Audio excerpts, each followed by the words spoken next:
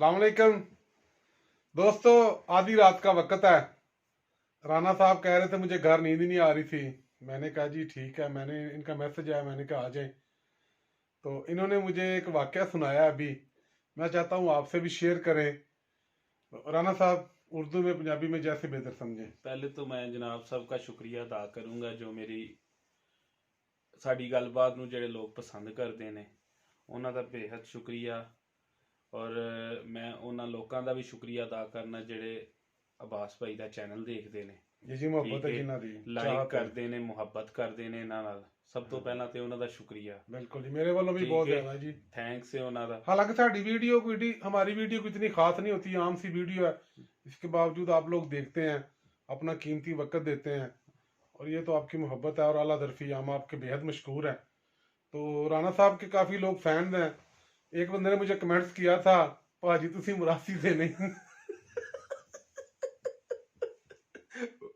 एक बंदे ने, ये खालिद महमूद साहब ने हमें कहा था कि हमें राना साहब की दावत करनी है, तो भाजी बच जाओ, दावत दुवत ना करे जी ये। वो लाहौर जिंदाबाद, लाहौर ये हमेशा जिंदाबाद जी। हाँ जी, लाहौर के रहने वाले हैं खालिद भाई, बड़े फेमस बाइकर हैं, हाँ टूरिस्ट हैं, बड़ा नाम है, अल्लाह ने बड़ी इज्जत दी है उनको। हाँ जी।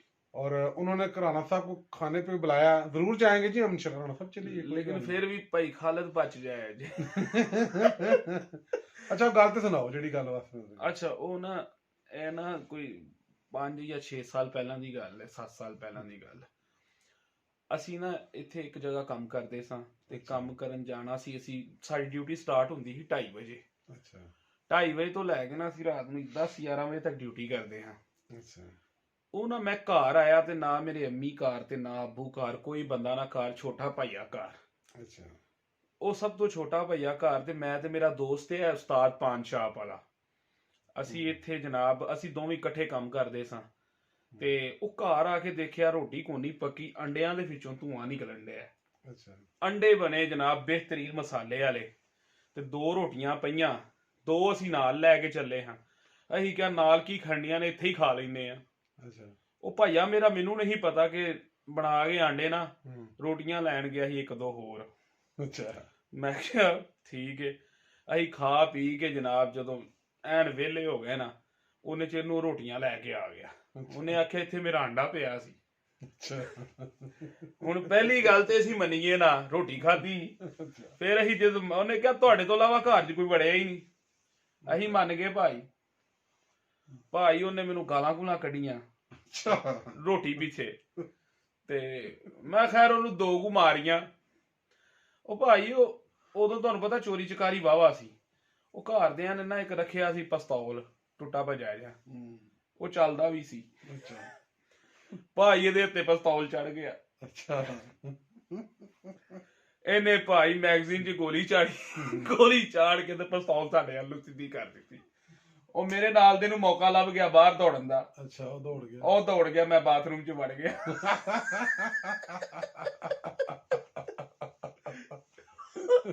ਉਹ ਮੈਂ ਵੜ ਗਿਆ ਬਾਥਰੂਮ 'ਚ। ਅੱਛਾ ਮੈਂ ਕਿਹਾ ਲੈ ਰਾਣਾ ਤੂੰ 2 ਰੋਟੀਆਂ ਖਾਧੀਆਂ ਨੇ, ਤੂੰ ਗੋਲੀ ਵੀ ਖਾ। ਬਾਕੀ ਪਿਸਤੌਲ ਲੈ ਕੇ ਭਾਈ ਕਮਾਲ ਇਹ ਮੇਰੇ ਯਾਰਾਂ 'ਚ ਬੜਾ ਮਸ਼ਹੂਰ ਬੁੱਕੂ ਆ ਜੇ। ਅੱਛਾ ਲੋ ਜੀ ਭਾਈ, ਮੈਂ ਕਿਹਾ ਰਾਣਾ 2 ਰੋਟੀਆਂ ਤੇ ਤੂੰ ਖਾਧੀਆਂ ਨੇ, ਆਂਡਾ ਵੀ ਖਾਧਾ, ਹੁਣ ਗੋਲੀ ਵੀ ਖਾ। ਲੋ ਜੀ ਭਾਈ ਉਹਨੇ ਚੈਂਬਰ ਚਾੜਿਆ, ਠੀਕ ਹੈ, ਉਹਨੇ ਹਵਾਈ ਫਾਇਰ ਕੀਤਾ। ਮੈਂ ਕਿਹਾ ਮੈਗਜ਼ੀਨ 'ਚ ਗੋਲੀ ਇਹਨੇ ਇੱਕੋ ਹੀ ਪਾਈ ਸੀ, ਦੂਜੀ ਦੇ ਟਾਈਮ ਲੱਗਣਾ। ਮੈਂ ਕਿਹਾ ਦੌੜ ਓਏ। ਮੈਂ ਭਾਈ ਬਾਥਰੂਮ 'ਚੋਂ ਨਿਕਲਿਆ, ਸਾਹਮਣੇ ਕੰਧ 'ਚ ਵੱਜ ਕੇ ਬਾਹਰ ਨਿਕਲ ਕੇ ਮੈਂ ਕੋਈ 40 ਤੋਂ 50 ਦੀ ਸਪੀਡ ਤੋਂ 26 ਫੁੱਟੇ ਬਜ਼ਾਰ।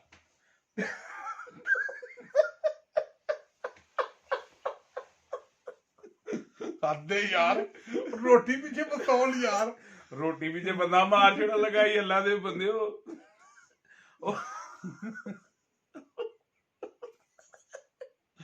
दोस्तों आधी रात का वक्त है, अभी हमने वीडियो बनाई और अभी हमने अपलोड कर देनी है थोड़ी देर तक। आप लोगों का बहुत शुक्रिया।